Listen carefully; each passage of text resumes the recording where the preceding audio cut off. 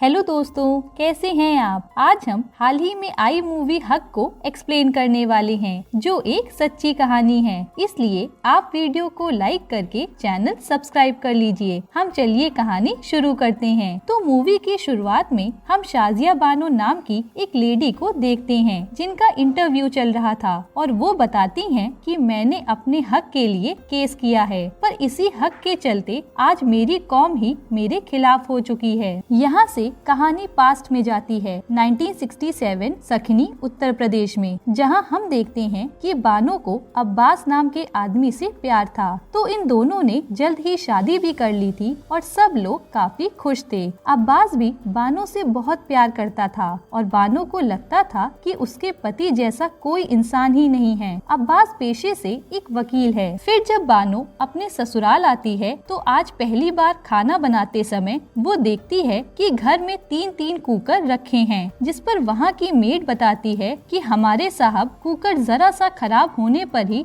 दूसरा कुकर ले आते हैं। जो सुनकर बानो कहती है कि ये आदत तो बदलनी पड़ेगी, इस कुकर को ठीक कराना चाहिए था। खैर, इसके बाद बानो की जिंदगी काफी अच्छी चल रही थी। फिर एक दिन जब बानो अपने घर पर छोटा सा गार्डन बना रही होती है तो पड़ोस वाले आदमी का छज्जा इनके एरिया में आ रहा था। तो बानो उस छज्जे को तुड़वाने लगती है। तब ये पड़ोसी आकर बानो पर भड़क जाता है कि तुम्हारी हिम्मत कैसे हुई ये सब करवाने की, और वैसे भी ये जमीन तेरी नहीं तेरे पति की है। तुम औरत हो तो औरत की तरह रहो, आदमियों वाले निर्णय मत लो। इसके बाद वो पड़ोसी तो सीधा अब्बास को फोन कर देता है कि तुम्हारे घर की औरत तो कुछ ज्यादा ही उड़ रही है। ये सुनकर अब्बास भी हैरान था। फिर हम देखते हैं कि अब्बास अगले दिन बानो के साथ मस्जिद आता है और अपने पड़ोसी से मिलता है। वो कहता है कि बानो ने जो किया वो गलत था, पर अब मैंने बानो के नाम अपने घर के आगे वाली जमीन कर दी है, इसलिए वो जो चाहे वो करवा सकती है अपने घर में और मैं उसे रोक भी नहीं पाऊंगा। ये सुनकर पड़ोसी दंग रह जाता है और बानो खुश हो जाती है। फिर हमें बताते हैं कि बानो ने शादी के 1.5 साल बाद एक बेटे को जन्म दिया, जिसका नाम रखा कामरा,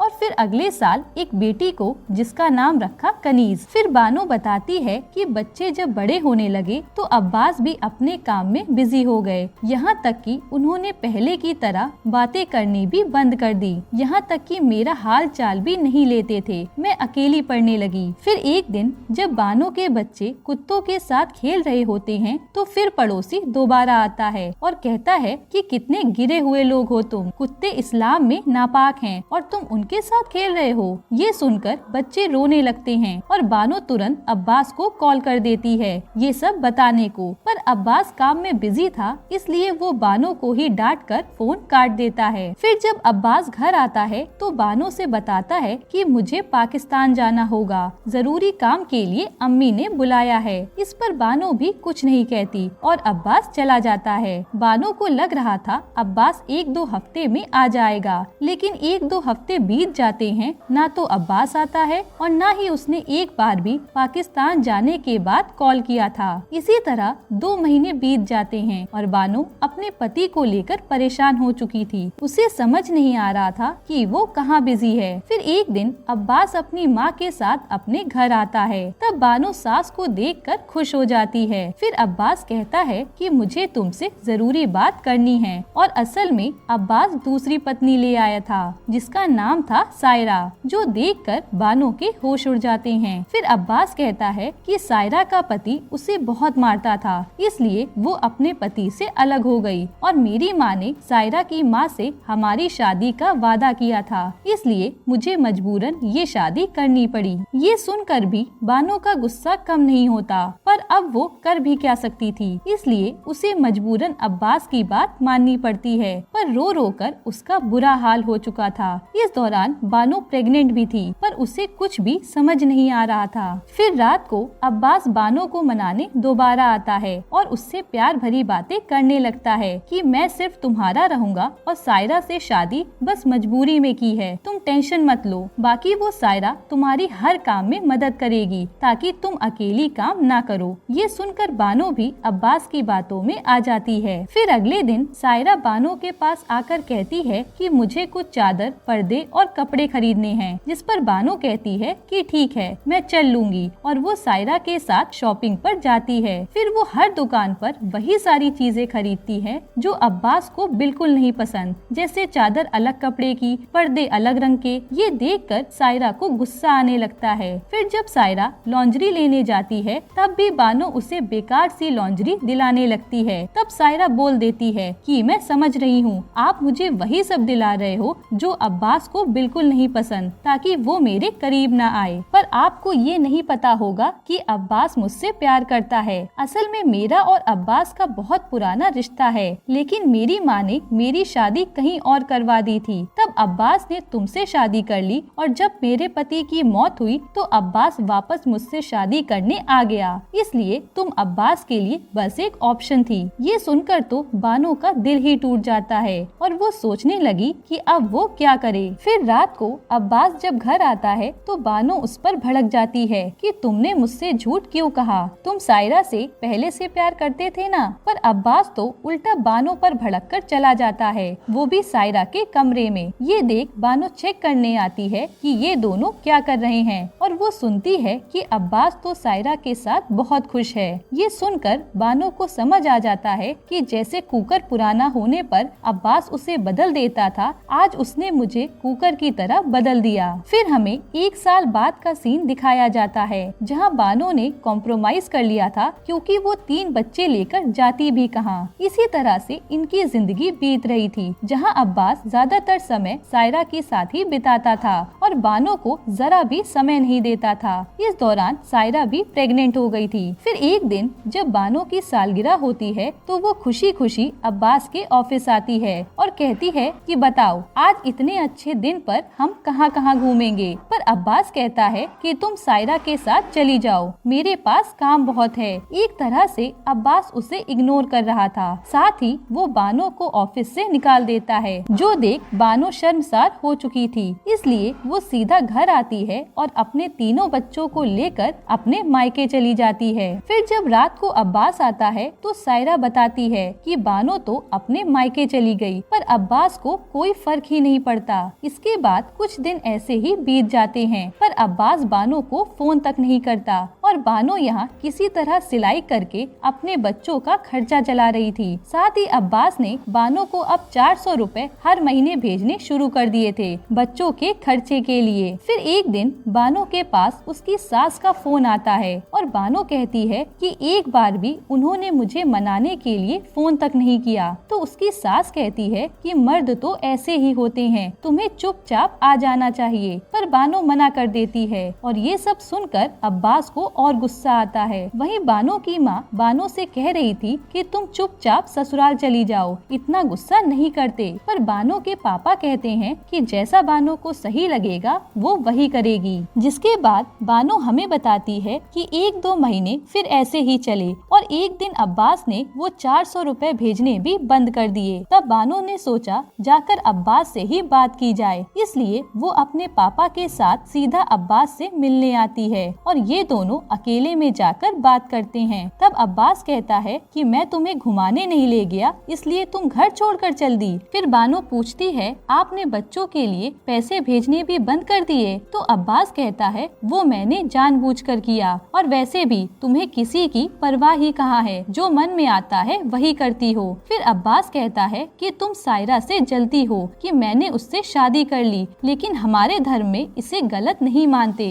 जिस पर बानो भी कहती है कि मुझसे ज्यादा आपने कुरान नहीं पढ़ी होगी और शादी करने से पहले एक बार तो मुझसे पूछ लेते। इसी तरह इन दोनों की खूब लड़ाई होती है और बानो गुस्से में यहाँ से चली जाती है। फिर बानो के पापा एक काजी से मिलने जाते हैं ताकि वो अब्बास को समझाए, पर वो काजी तो उल्टा कहते हैं कि बानो से कहो जाकर समझौता कर ले, मर्द ऐसे ही होते हैं। जो सुनकर बानो के पापा चले जाते हैं। अब इसके बाद बानो के पापा बानो से आकर कहते हैं कि अब हमें दूसरा रास्ता चुनना होगा अब्बास के खिलाफ, वरना हमारी कोई नहीं सुनने वाला। यहाँ बानो के पापा हर तरह से बानो को सपोर्ट कर रहे थे, क्योंकि अब्बास ने बानो के साथ गलत किया। इसलिए ये अगले दिन कोर्ट आते हैं और बानो अब्बास पर केस डाल डाल देती है। तब वकील समझाता है कि पहले आप अपने काजी से बात करके मामला सुलझा लीजिए, वरना बहुत बड़ा हंगामा होगा। पर बानो कहती है कि मुझे केस करना है कि मेरा पति बच्चों के खर्च का पैसा नहीं दे रहा। तो वो वकील भी अब्बास पर केस डाल देता है।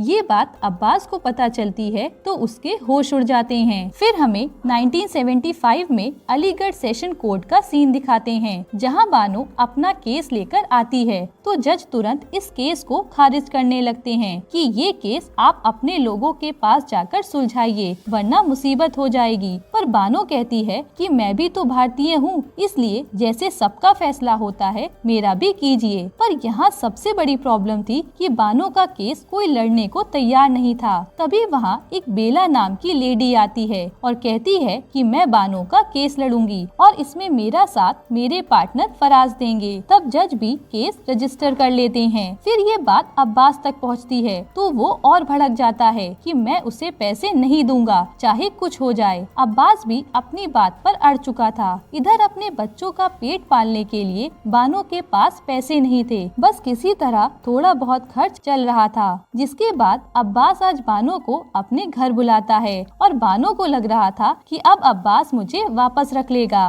पर ये क्या, यहाँ तो अब्बास 3 बार तलाक कहता है और मेहर के रूप में 2000 देकर बोलता है कि आज से तुम मेरी बीवी नहीं हो, हमारा रिश्ता यहीं खत्म। ये सुनकर तो बानो के पैरों तले जमीन खिसक जाती है। फिर बानो अपने पापा के पास आकर खूब रोती है, पर उसके पापा कहते हैं कि ये कोई सही तरीका नहीं है तलाक का। पर बानो तो पूरी तरह टूट चुकी थी कि वो अब अपने बच्चे लेकर कहाँ जाए। फिर एक दिन बानो से मिलने बेला आती है और कहती है कि तुम्हारा तलाक हो गया, अब क्या होगा। तो बानो कहती है कि वैसे भी ये तलाक शरीयत के हिसाब से जायज नहीं है। ये सुनकर बेला खुश हो जाती है कि इससे तो हम केस को संभाल सकते हैं और बानो तुम अभी भी अब्बास की पत्नी हो, इसलिए हम तुम्हारे हक के लिए लड़ेंगे। जिसके बाद बेला बानो का केस लेकर कोर्ट आती है और आज अब्बास भी अपना केस लड़ने आया था। तब बेला कहती है कि शरीयत के हिसाब से ये तलाक नहीं माना जाएगा, पर अब्बास कहता है कि हमारे इस्लाम में ऐसे ही होता है। तभी यहाँ बानो भी उठकर कई सारी आयतें और कुरान की बातें बताती है, जिससे बानो का पक्ष और मजबूत हो जाता है कि उसे मेंटेनेंस मिलनी चाहिए। तब जज कहते हैं कि ये केस मुश्किल है, इसलिए आप इसे मुस्लिम लॉ कोर्ट में लेकर जाइए। जिसके बाद बानो और उसके पापा मुस्लिम लॉ कोर्ट जाते हैं, पर यहाँ भी हर कोई बानो को ही गलत बता रहा था। पर बानो अकेली उन सबको जवाब देती है और कहती है कि शरीयत में ये तलाक नहीं माना जाता, जिस पर सब चुप हो जाते हैं। जिसके बाद कुछ समय ऐसे ही बीतता जाता है, पर बानो और उसके पापा ने हार नहीं मानी थी, वो अभी भी लड़ना चाहते थे। इसी तरह 4 साल और बीत जाते हैं और हमें 1979 का सीन दिखाते हैं, जहां बेला और अब्बास आपस में बहस कर रहे थे। तब बेला किसी तरह ये प्रूव कर देती है कि मेंटेनेंस मिलना बानो का हक है। उसके अब्बास के साथ 3 बच्चे हैं, वो कैसे संभालेगी। तब जज भी बानो के पक्ष में फैसला सुनाते हैं और ऐलान करते हैं कि अब्बास बानो को हर महीने 22 रुपए दे।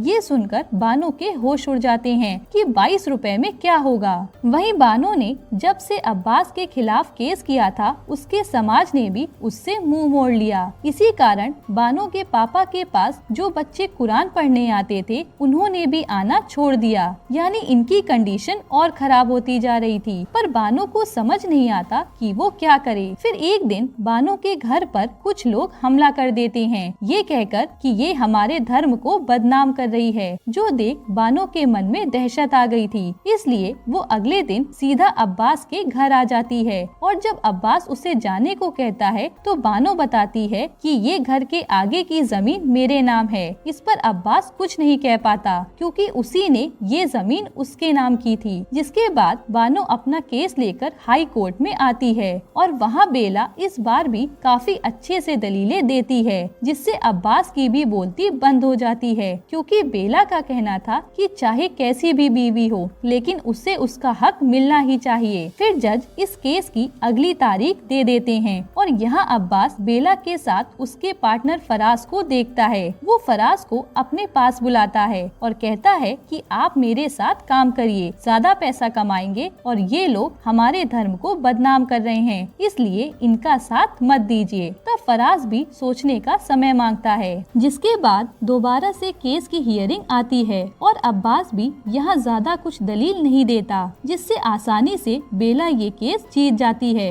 और जज फैसला सुनाते हैं कि बानो को हर महीने मेंटेनेंस के 180 रुपए मिलने चाहिए। तब बानो खुश हो जाती है, पर बेला को अजीब लग रहा था कि अब्बास इतनी आसानी से कैसे हार गया। इसलिए बेला अब्बास से यही पूछने जाती है और अब्बास कहता है कि मैं तुम लोगों को सुप्रीम कोर्ट में हराऊंगा, क्योंकि अब ये केस वहीं जाएगा और फिर ये केस सबके लिए सबक बनेगा, ताकि कोई औरत ऐसा केस करने की हिम्मत ना करे। ये सुनकर बेला हैरान थी। फिर एक दिन बानो के पास खबर आती है कि उसके पापा अब इस दुनिया में नहीं रहे, जो जानकर बानो के होश उड़ जाते हैं। एक वही इंसान थे जो बानो को हर समय सपोर्ट करते थे, पर अब वो भी नहीं रहे। वहीं जब बानो के बच्चों से मिलने अब्बास आता है तो बच्चे भी अब्बास से दूर जाने लगते हैं। इससे अब्बास को बहुत दुख होता है। खैर, एक दिन बानो सब्जी लेने आती है तो वही पड़ोसी जो बानो से चिढ़ता था वो कहता है कि इसने हमारी कौम का नाम खराब कर दिया है, इसलिए आज से इससे ना तो कोई बात करेगा और ना ही कोई इसे सब्जी देगा। एक तरह से बानो को बॉयकॉट कर दिया गया था। जिसके बाद बानो के पास एक भी सब्जी नहीं थी। तभी उसके पास सायरा सब्जियां लेकर आती है, क्योंकि उसे भी समझ आ गया था कि बानो अपनी जगह सही है। वहीं ये केस सुप्रीम कोर्ट भी पहुंच गया था और बेला लड़ने को तैयार थी। अब केस वाले दिन अब्बास काफी अच्छी दलील देता है कि मुस्लिम लॉ के हिसाब से मैंने इसे तलाक दे दिया, पर अब ये मेंटेनेंस मांग रही है। फिर वो अपने लॉ के बारे में काफी कुछ बताता है और जज केस की हियरिंग आगे बढ़ा देते हैं। यहाँ तक कि अब्बास की दलील से फराज भी सहमत हो गया था, पर बानो के लिए वो अब्बास का साथ नहीं देता। फिर हमें केस की हियरिंग का दिन दिखाते हैं, जहाँ बेला कहती है कि आज मेरी जगह दलील मेरी क्लाइंट देगी और बानो कहने लगती है कि 10 साल हो गए केस लड़ते लड़ते, मेरे बच्चे भी इसी कोर्ट में चक्कर काटते हुए बड़े हुए हैं। वहीं बानो ये भी कहती है कि हमारी कौम में हमेशा से औरतों को कुचला गया है, जिसका फायदा ये मर्द उठाते हैं और जो भी कुरान में लिखा है वही हमारे संविधान में भी है, इसलिए हमें मेंटेनेंस मिलना ही चाहिए, वरना मेरी कौम की हर औरत का यही हाल होगा। तब जज भी सारी दलीलें सुनने के बाद और कुरान में इस लॉ को पढ़ने के बाद ये फैसला सुनाते हैं कि बानो को मेंटेनेंस मिलना ही चाहिए, जो सुनकर फाइनली बानो को चैन की सांस आती है और अब्बास हार कर निराश था। यहीं पर ये मूवी खत्म होती है। दोस्तों, आपको ये कहानी कैसी लगी कमेंट में बताना और ऐसी ही नई मूवीज के लिए चैनल को सब्सक्राइब कर लेना।